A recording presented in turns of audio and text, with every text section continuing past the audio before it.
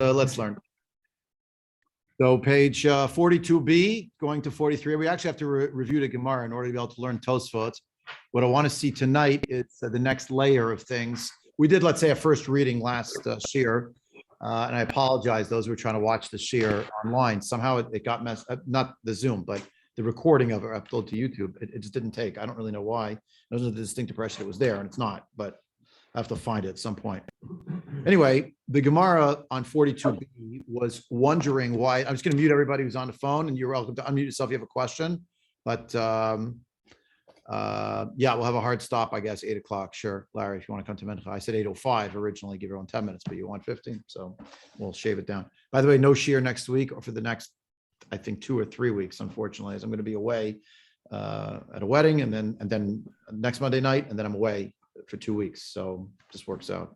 Maybe we'll find some other time. Okay, let's learn at least tonight. Let's try to maximize the time. The Mishnah had given us, with regard to lulav and arava, a discrepancy between whether we take the lulav 6 days or 7 days, and allowed that we take a lulav all 7 days if the first day is Shabbos. But if Shabbos falls on the other days of Sukkot, we would not take the lulav. And the Gemara wants to know why that might be. In other words, once you've already figured out, and based on what it describes in the Mishnah, that there was a provision for people to take it at home, if not in the Beit HaMikdash. So why don't you let everyone do it any day, any time it falls out on wherever it is, and any of the days, second, third, fifth, seventh, it doesn't matter. You should be able to take the lulav. Why are we mivatel the mitzvah beyond the first day? And that's the Gemara's opening question. Amai tiltul ba'almu v'lidchei Shabbat. The whole issue is just what? Tiltul. That maybe you're going to take it, you're going to carry it. So, I mean, okay. So why should you push? Why should that push off the mitzvah lulav? Why don't you just push off Shabbos? I.e., you'll remind people that they just can't carry it outside. I don't know. That's what you do on the first day. So the other day is not going to work. So Amarabak Zera Shami Yitlana Biyad Itzabak Lilmod V'Avirenu Arba Aunt Rabim. The concern is that you're going to carry it in your hand, and you go to the baki to learn. And you'll take it 4 amot in the public domain, and that will be a violation of a mitzvah, halacha l'moshe misinai, of carrying in public domain. Min haTorah is hotza'ah, removal from a private domain to public domain, or vice versa. But halacha l'moshe misinai is the carrying within dalad amot within the Reshut Harabim. And as is pointed out by Rashi, we saw it last time. The assumption is that someone might have left their lulav for some reason outside in a carmelit or a karpef or a gina, an area that's not inside their house, and they would leave it outside anyway. So therefore, it's not an issue of hotzah as much as of a possibility of tiltul. Because of that concern, we don't want people to take the lulav on any day of Sukkot if Shabbat falls on any day of Sukkot other than the first day. We still have a little bit of a question. I'm worried about it on days 2 through 7, but I'm not worried about it on day 1. Why? Look, what's the difference? What's the difference? That's a forthcoming. Bigger problem too, because day 1 is midiraisa. The mitzvah of lulav is still rice. Yeah. I'm saying, so you're really over. Right. So that's the question. Well, that's the thing. So, and that's going to be part of the answer, actually. The fact that on the first day, mitzvah of lulav everywhere is doraita means that if there's pressure between the possibility you'll carry versus the possibility you'll miss out on the mitzvah, okay, we'll tell you to do the mitzvah and hopefully you won't carry. But on the other days, it's just a mitzvah d'Rabbanan, except in the Beit HaMikdash, where it's a mitzvah d'Oraita. So that's at the top of 43a. That's kind of where the Gemara goes. The Gemara first mentions, by the by, behind the time of the shofar, behind the time of the Megillah, right? It's the same rationale for shofar and for Megillah, which is why we don't have the shofar or the Megillah if it falls out on Shabbat. We defer, right? So from Megillah, Edward, because Megillah is only the Rabbanan, but shofar is just as much the Oraisa as lulav. So yeah, I don't get. Yeah. So right. So right. Good question. So you'll hold that thought. If we get to it tonight. If we get there, it's Tosafot inhu diyad v'kviyad diyarcha. That the Ramatchil deals exactly with that question, differentiating between shofar and lulav. And we'll see some important distinctions in a few minutes. But excellent question. We're getting to it. And Megillah, right? Megillah is quote unquote only the Rabbanan. It's not to denigrate it, Chalila, but the point is it doesn't have the same status as and Shabbos is Shabbos. So okay. So The Gemara asks exactly that question. Ihachi, the end of the second line of the Gemara in 43a. Ihachi Yom Rishon Nami. So the first day it's the same problem. You might carry it, and you could even throw in even more of a problem. You haven't ever done it before. You didn't do it since last year. All the more reason. So the Gemara says, yeah, hatakinu le rabbanan beveito. So that's Ihachi Yom Rishon Nami. Rishon hatakinu le rabbanan beveito. So the first day there's a takana that you could do it in your house, i.e., for the aforementioned reason that it is it has a very strong sanction, meaning an imperative sanction in the positive sense, the mitzvah of lulav. By the by, the mitzvah of lulav obtains not only in the mikdash but all over. Every person could take it in their house. If you look at Rashi, hatakinu rabbanan litla beveito, it's right across the aisle there on the right hand side. Right? They made a takana sheikol echad ve'echad nota beveito, umitoch shlo itartelo el beveito zachuru v'lo ati lafuke. The fact that you gave him a heter to do it in his house, the person will remember they won't take it outside, right? So yeah, all right, says the Gemara, but hateinach achar takana, that works after they made the takana. Remember why they made a takana? Because despite all the planning and they're organized, etc., they were worried that maybe the day sakana, people were throwing at each other, they're pelting each other with it, hitting each other, they're getting to fights. Sakana. It's a factor in halacha. The people are squabbling. Not gonna go there. So what do they do? So what about kodem takana? Ma'ikal meimar. So el arishin de'ete min haTorah bigvulin lo gazu b'rabbanan. Since on the first day it's min haTorah all over the world, including outside of Yerushalayim, outside of the Makom HaMikdash. So there was no gzeira by Chazal, right, prohibiting us from taking the lulav on the first day. So Hanal delitnuhu minatora bigvulin gazru behu rabbanan. So the fact is that on the other days of Sukkot, 2 through 7, taking the lulav outside of the Makom HaMikdash is dirabbanan. Therefore, the Chachamim did not enact a takana to enable people to take the lulav in their own homes on the other days. Why? Because it was only a takana dirabbanan altogether to take the lulav. Therefore, they said, you know what, stand down. Any day other than the first day, don't take it in your house. Don't take it at all. So the Gemara asks the question. I want to remind you again in advance, before anyone jumps on me, the Gemara here is going to conclude something that is lahalacha v'lo l'maaseh. That's not what we do today. And the Gemara in 44a, which we won't get to tonight either, is going to reverse itself and say, no, it's not what we it's standard operating procedure in Israel as in Chutz La'aretz. But that's not our Gemara in 43a. Our Gemara, it's a process, right? So we're early in the process. Ihachi, the Gemara says, ha'idna nami. Nowadays also, there should be a provision on the first day of Sukkot that everyone in Chutz La'aretz should be allowed to take the lulav on Shabbos, day 1 of Sukkot, in their house, because it's a mitzvah d'oraisa all over the world. The Gemara says, "Anan lo yadina b'kibua diyarcha." We in Chutz La'aretz don't know exactly what the new month is. We don't know what day Yom Tov is. Therefore, we may end up taking the lulav in our house on a day that's not actually Sukkot. The first day may not actually be. The second day of Sukkot, by the way, is either Sukkot or it's Chol Hamoed Sukkot, but it's not Sukkot. Second day of Sukkot, right? When you realize this. So the Gemara is saying in Chutz La'aretz, we just can't do it on the first day. So the Gemara then says, Inu diyade b'kibur diyarcha lidchu. So what about the people in Eretz Yisrael who do know the Kviya, the Yarcha, they know what the calendar is, they know how things are set up. And the Gemara says, In hachi nami. Yeah, that's right. In Eretz Yisrael, there was a point in Jewish history where they would take the lulav on the first day of Sukkot, if it was Shabbos, everywhere in the country. Where? In the house. They didn't bring it to shul for Hallel, but they did it in the house. Did everyone daven Hallel at home? I don't know. But at least they made the bracha at home and they took it. Yeah. So that's so okay, next. Tanan Chada. In one place the Mishnah it's Ditani, but the Masar Shat also should be Ditanan. Chada, one Mishnah says, B'yom Tov Rishon Shachag Shechal Yot B'Shabbat Kol Ha'am Olichin Et Lulavein Lehar HaBayit. And one place talks about bringing it to the Har HaBayit, i.e. to the Makom HaMikdash. And then we have the other Mishnah, Utnan Idach. The other Mishnah is not Tanya, that's a Braita. Tani and Tanya is Braita language. Tanan is Mishnah language. So Utnan Idach LeBeit HaKnesset. We saw that Mishnah. That's like a page ago. That's not 42b, it's 41b, right? You bring it to shul. So Shma Mina, comes Mikdash Kayim, comes Man, She'ein better Mikdash Kayim.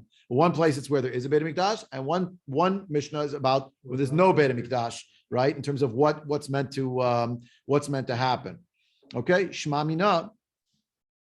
This proves that essentially there were phases, right? When there was a Beit HaMikdash, they brought it to the Beit. Everyone came to the Beit HaMikdash. They left it there Friday. That didn't work out, so they told everybody, forget it, do it in your house, right? And the idea here that somehow the idea of the bringing it to the Beit Knesset was there was no longer a Beit HaMikdash. They just told people, apparently at some point, they were allowed to bring it to the Beit Knesset. It's like they went back and they said, oh, you know what? What we told you you're not allowed to do when there was a Beit HaMikdash, just think of it. It's one massive place. There's tens of thousands of people cramming in. But the shul, how many people are there? Fewer people. So since fewer people are there, so we'll allow fewer people to, whatever it is, 100 people are going to bring the lulav metric. Everyone's going to put it in their makom kavua, and then the furniture that was built from a guy from Eretz Yisrael. So they can put it in there. It'll be fine. They have a cubby. I don't want to go step on a landmine over here. Shul landmines. The cubby. Oh, the cubby. But you understand where it goes. The point is, in the shul is a smaller environment. Now, that's not it's not what we do today. It's not what we have today. It's just fascinating to consider that there was a certain development of what to do in terms of Shabbos.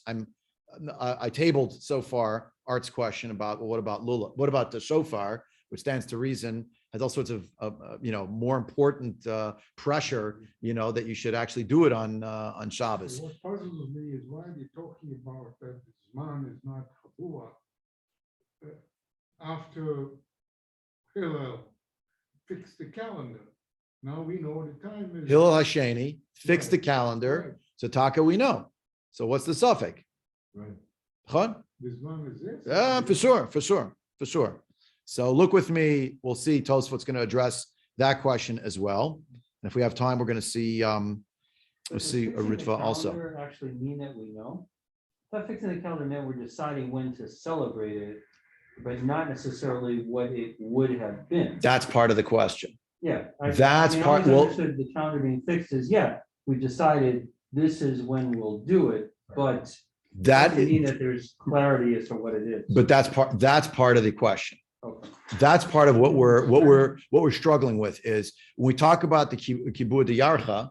So I'll just remind you, sort of outside, we've talked about it many times. The Gemara in Beitza Daf Dalet Amud Bet actually has that line where it says, but we know what to do. We know exactly when Yom Tov is, right? So what does the Gemara say there? Yeah, but he's we can't take a chance. You never know what's going to happen. We're not going to be in a situation where we're going to decide that we have a whole calendar set up. We're worried what might be in the offing in terms of the exilic reality in which we live, and maybe that's partly at play. So if you look at a few things here, if you look at Tosafot, Dibur Matri, we won't do all of them, but we'll try to do 3 tonight. Hatakinu Rabbanan litol beveto, right? They made a takana. They should take it in their house. On Tosafot, left hand side, second Tosafot. Kidikatane matnitin umitoch shelo hetartelo el beveto zachurhu velo ati la'afuke. That's basically what Rashi had said, right? As it describes in the Mishnah, there was a takana, and the takana was that you have a heter to take it in your house, and you won't end up taking it outside. You'll remember because it's so strange that you're being told to do it in your house when everybody knows that the whole point of it is if it's not Shabbos, of course you'd be in the Beit HaMikdash. Right. So now you have to stay in your house. That's why, because Shabbos.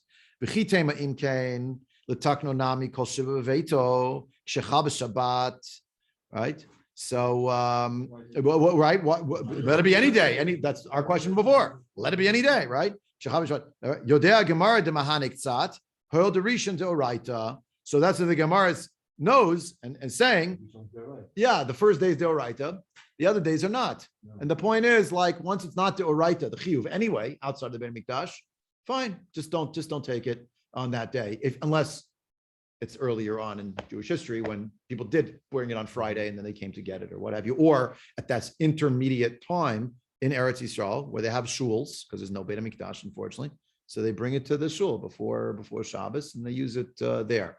There's a bit of a discussion about that Mishnah on 41b where they brought it to the shuls. Did it only mean shuls after the Churban? The Gemara here says that pretty obviously. But is it possible that it also referred to shuls when there was still a Beit HaMikdash people who weren't Ola Regel, like they had some second best thing they were doing? It's not clear. The pshat here seems to be no, it was before the Churban and after the Churban. That's the Gemara here says. Anyway, the next Tosafot here brings up the point that Benny and Mark were making. We don't know how to arrange the calendar. Lav mishum d'le'adinan. It's not really that we don't know. The aforementioned one I just quoted to you now. Now we do know because we do have a calendar. Really, we have it. It's set. Again, whether it's set because we just picked like we're going to do this, or because actually it does dovetail. If you think about it, we don't celebrate the first day of Sukkot a different day than Eretz Yisrael. It's the same day. Our Rosh Hashanah is their Rosh Hashanah. Our parshas are messed up still relative to Eretz Yisrael. They got it right, and we're catching up with the Yom Tovim. Don't change. So the Gemara says, however, avud rabbanon ki ilu yadinan, but the Chachami made it as if we don't know why. Mishum gzeira dahatam zimnin de gazru gzeira va'atid lekilkule. They made a gzeira there because of times when there might be a decree. By the way, some of the Girsaot of Tosafot from the earlier manuscripts, it's the Zimnin de Gazru Ashmada. There was a time of trying to go after the entire system, God forbid, Lo Aleinu, a time period of Shmad, of destruction. But here it's softened in the printed edition over here, the Gazru Gzeira, Va'atil Kilkule, to mess us up, because now we really aren't going to know. We won't have access to the calendar, etc. Uperish Ubeperek, Malkum Shinagu, and Masach Psachim. The Amrina Le Rav Safra said, was speaking, not to Rava, but to Rabbi Abba, it should be. Kigon ana diyadana b'kaviyah diyarcha b'yishuv lo avidna b'midbar mai. So, like me, said Rav Safra, who lives in Chutz La'aretz, I know the kaviyah diyarcha, but when I'm in a place where they have the chumrah that they keep 2 days because they're in Chutz La'aretz, I have to keep the chumras of the place where I am. Ergo, I also keep 2 days. Mm-hmm. But that's because I'm in the community, in the yishuv. What about if I'm out in the midbar? And I know what the calendar is. I'm a chutznik, but I'm in the midbar. It's not like there's a community and a community standard. I'm by myself. Right? So Bali Tosafot disagree with Rashi's rendering of this. They say lo k'moshe pirish b'kuntris in the Gemara there b'sachim shayabaki b'soda ibur demikol makom aser the parishit. It's not that, as we would have thought, Rashi explains to us there, Rav Safra was an expert in knowing everything what the Soda Ibur means, how to calculate the calendar on his own, right? Because it would have been Usher anyway. Why? Because he's part of that community. So it doesn't matter what he knows. It's not about his knowledge. It's about the fact that he's part of that community. El Mefarsher bin Utam. Bin Utam explains that Gemara as the Havadayer Hacha Dematu Shluchei Tishrei V'Zimnin Da'azil B'Nisan. So he lived in a place where the Shluchei Tishrei sometimes did come, sometimes didn't come. It was, he lived in a place which was close enough to Eretz Yisrael where sometimes the shlichim from Tishrei could get there in time. What does that mean?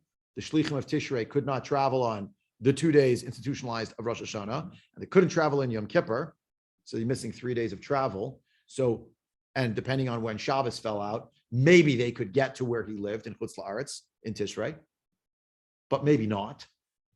But in Nisan's Rosh Chodesh, you have 2 Shabboses between Rosh Chodesh, let's say, and Pesach, maybe not even, because depending how it falls out, right? Rosh Chodesh could be Shabbos, then you have 1, 2, and then it's right. So they're for sure going to make it for Nisan. So maybe there's a question for Nisan, not a question for Nisan, because the Shluchim always got there, but for Tishrei, it was dicey. So they didn't know. Maybe for Nisan, this is Rabbeinu Tam's thought, maybe for Nisan, de rigueur, if the Shluchim got there, they only keep 1 day because the Shluchim came from Yerushalayim. But if they didn't make it, now what do we do? Nisan, they always made it. Tishrei wasn't clear. So the Shiloh was really about Tishrei when it wasn't clear year to year. It's like we just kept 1 day of Pesach because the Shluchim arrived, but now comes Tishrei. We don't know if they're going to make it in time. And if they don't make it in time, we're going to have to keep 2 days. So that was like the question. So got to Gazrin and Baho Duchta Nisan Atu Tishrei. They made a gzera in that place, the place of Rosh Safra, that also in Nisan they would keep always 2 days. Why? Because sometimes in Tishrei they had to keep 2 days. Vavdin and Treyome, Kedamrin Besof Parakama de Rosh Hashanah, as is described at the end of the first parak of Rosh Hashanah, i.e., the 2 days is not of Rosh Hashanah; it's the 2 days of Sukkot and the 2 days of Pesach, which is the Yontif. Follow? You follow what's going on? Because when you're depending on like, is the courier going to arrive or not? So some years like Pesach and Sukkot, forget it. They standardized it. You know, that's the idea. Tosafot here points out that it's not that we literally don't know. It's not a failure literally of knowledge. It's the reality of being in Chutz La'aretz, and it's just standardized that way. The next Tosafot, Inhu diyadu b'kviyad diyarcha inachinami. The Tosafot tells us already, the preview from the next page, Ein maskana zu kaima.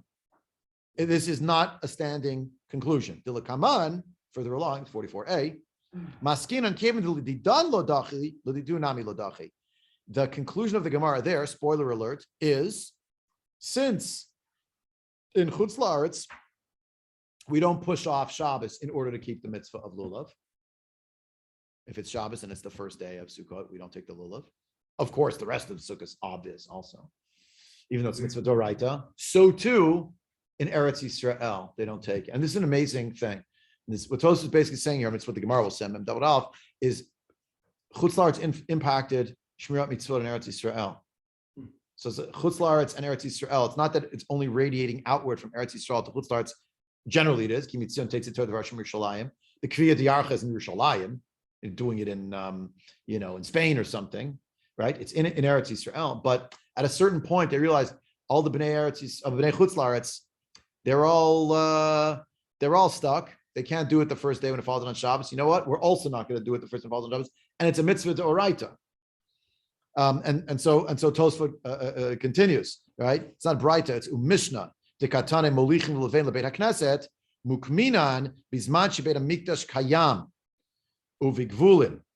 And therefore, further along, the idea about taking the lulav to the shul, this is coming on 44a, is reread as referring to the time when there still was a Beit HaMikdash standing. What I suggested before tentatively is what Tosafot seems to be saying right here, right? In other words, there was a Beit HaMikdash, they were taking it to shul, Shabbos, Shabbos outside of Yerushalayim before Shabbos, to have it on Shabbos there, and then did away with it afterwards. Now to Art's question. Vim tomar ma'ishna mishofar. Ditnan perak dal Rosh Hashanah Yom Tov Rosh Hashanah Shechal Yom Shabbat B'Mikdash Hayu Token Avaloba Medina. What about shofar? After all, it says if Rosh Hashanah falls out on Shabbos in the Mikdash, they did blow the shofar. Lulav in the end, they didn't take the lulav in the Mikdash in the end. Remember that was the whole business with telling people to take it at home. That's why we're having this sugya happen. But in for the lulav for shofar, they did do it in the Mikdash, but not in the Medina, meaning outside of the Makom Mikdash. V'yesh lomar deshani lulav. Why? She'enu elo tiltul ba'alma. The whole mitzvah is the taking it, the carrying it, the moving it. V'kevan the ishtre b'Mikdash lo yichmiru b'Medina. Aval t'kiyat shofar ikamase chachma v'achmer batfei.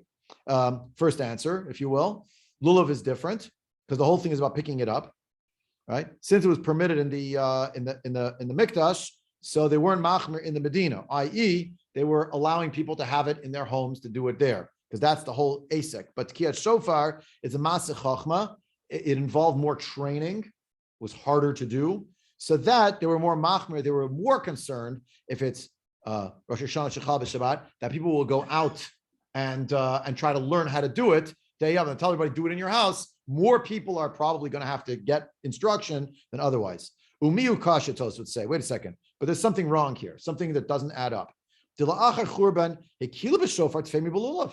actually, if you know your Mishnayot and Gemaras and Rosh Hashanah, it ends up they were more makel with regard to the shofar than we got to the lulav. How so? Ditnan Rosh Hashanah, as we learn in Masechet Rosh Hashanah, Mishachara Beit Hamikdash Hitkin Rabbi Yochanan Zakai Sheyutokin B'chol Makom Sheyesh Bo Beitin. After the Churban, there was a takan of Rabbi Yochanan ben Zakkai. One of his takanot was there will need to be the tkiyat shofar in any place that is a beitin of chav gimel, not a beitin of 3. The Rif, I believe it is, holds Beit Din of 3, but most Rishonim hold Beit Din of 23. So in other words, every Shevet had its own Sanhedrin Katana of 23. They would be permitted to blow the shofar in the Beit Din. Why?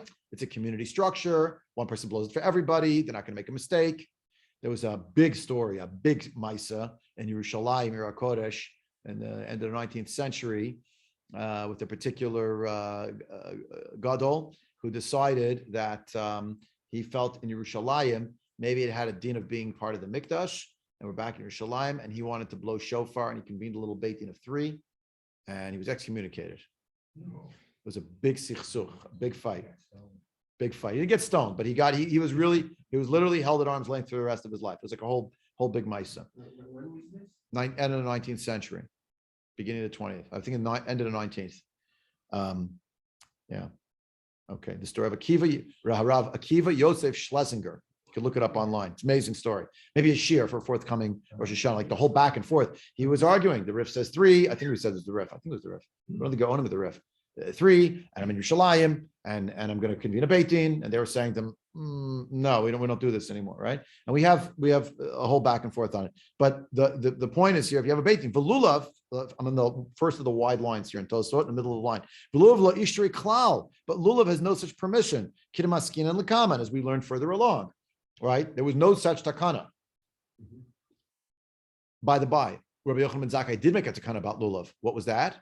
Mishachar Beit HaMikdash, that we take the lulav in our hand every single day, even when it's not in the mikdash. Right. Remember, in the Beit HaMikdash, that's actually mentioned basically in the Gemara right here further along. We read it last time. We wave runnered it, across. We went speedy, but that all 7 days, and we smaching with national lekechem, be joyous before God for 7 days. That's only in the Makom HaMikdash 7 days. Rebbe Zakkai said zecher lemikdash.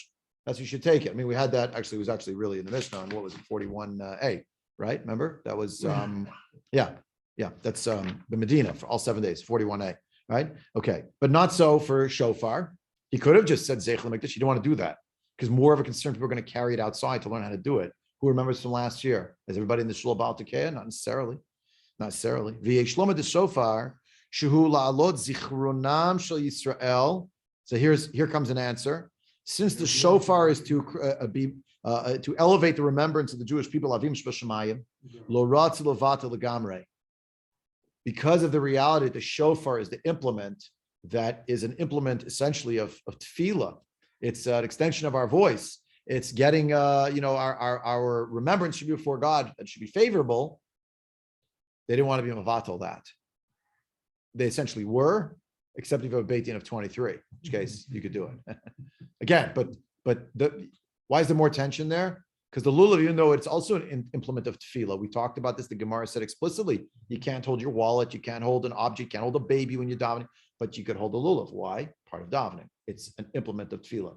And of course, you're always going to have some knockers saying, well, my baby is an implement of tefillah. Says, no, it's not. No, it's not. But the lulav really, exactly, shaking the baby, shaking baby syndrome, Lola and Khalila. But the lulav, the not-nuim, it is a part of tefillah.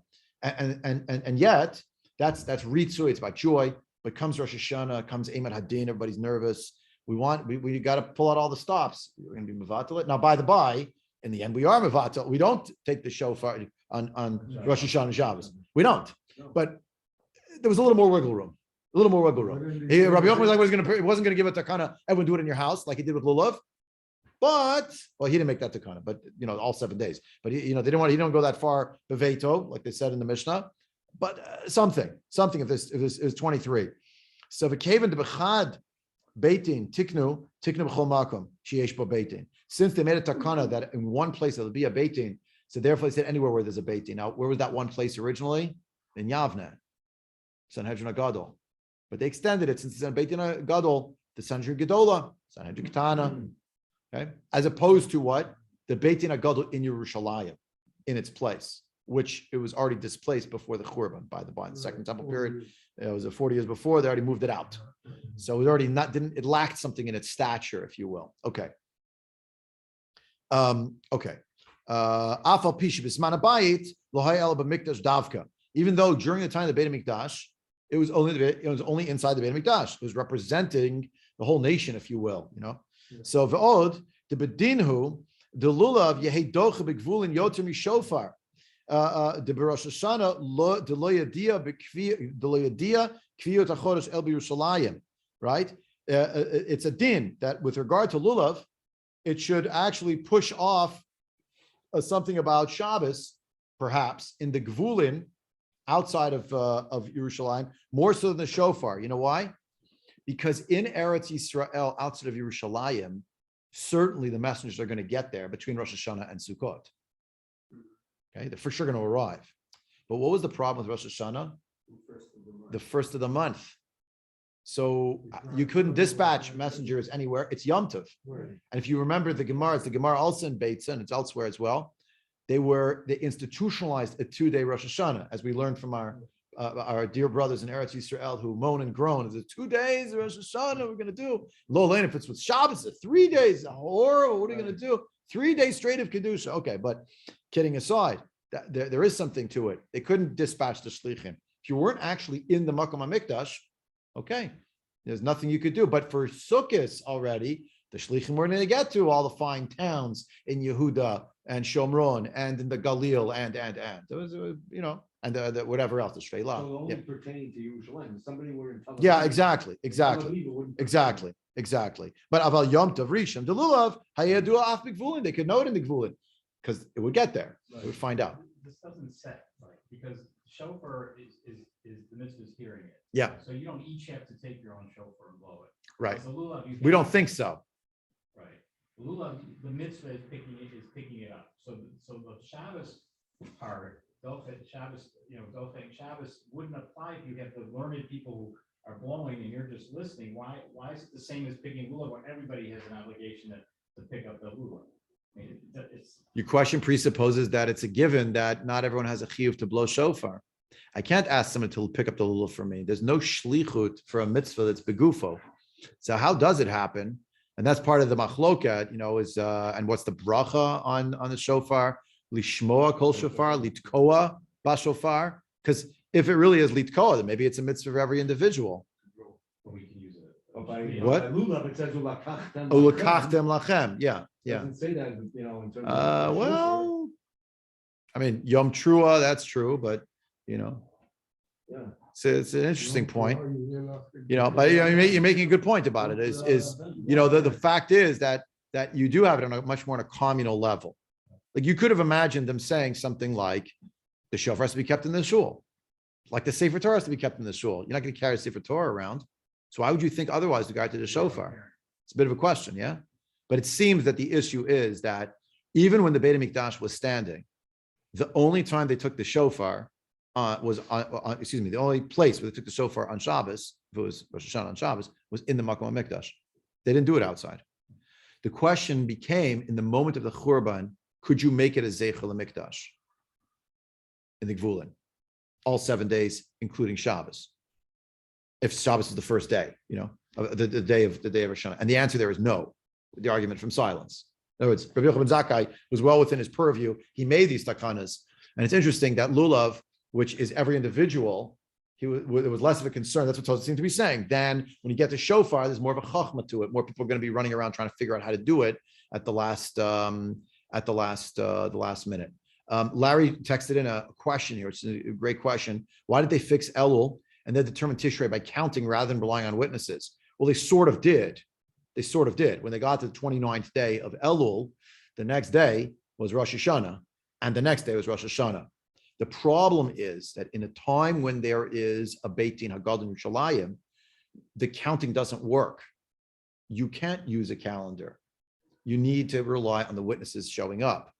And the trouble was that since Rosh Chodesh was coterminous with Rosh Hashanah, they had to know what kind of korbanot to give relevant to the holiday and relevant to Rosh Chodesh, or it's just a regular day.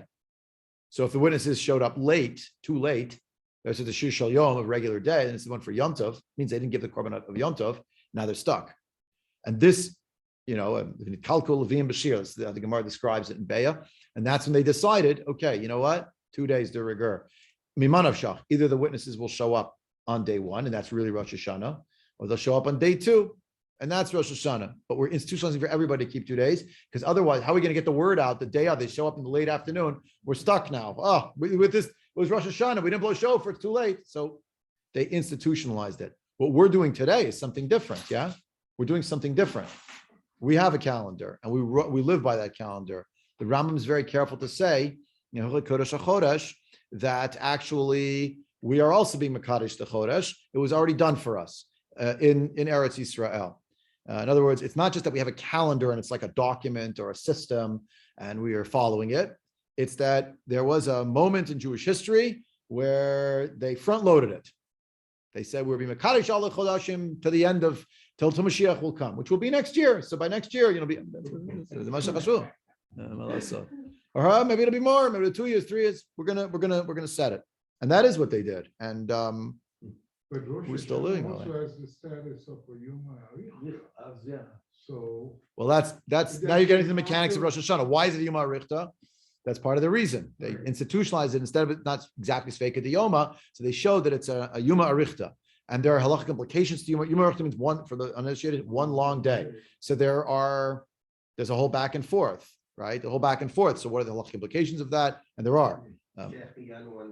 Second day. How about Beit Shinol Bezeh, Surah Bezeh? How about there's like a lot of examples that come up, and then you have the Gemara there describing, that some Chachamim wanted to make Havdalah between the first day and the second day because you think it's 2 days. It's Sveikat Yoma.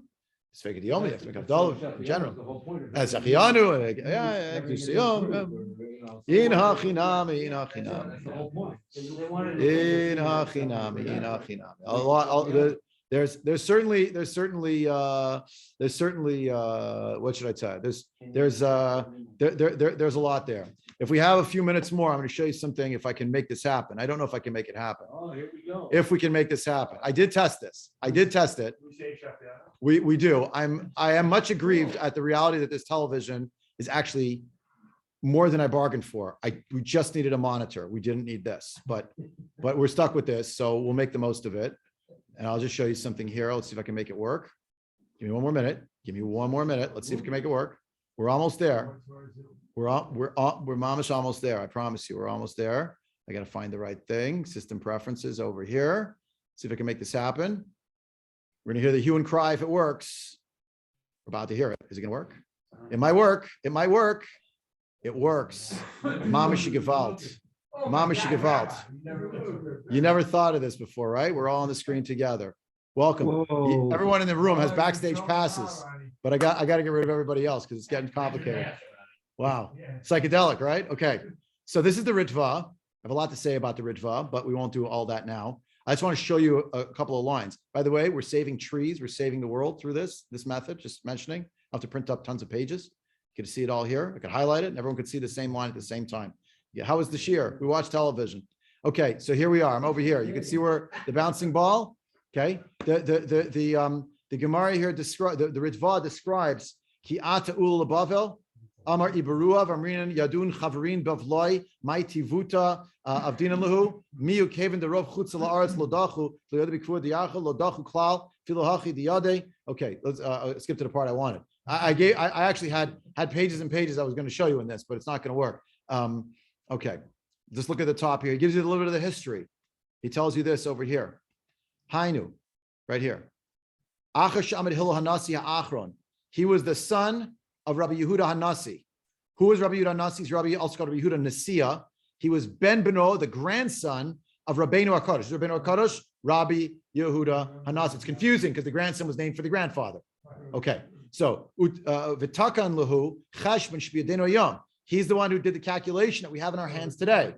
Kikshara Shehasmicha mitma'etet umitbatelet mi Yisrael. He saw that the smicha, generation, the rabbis, it was going downhill and it was being nullified.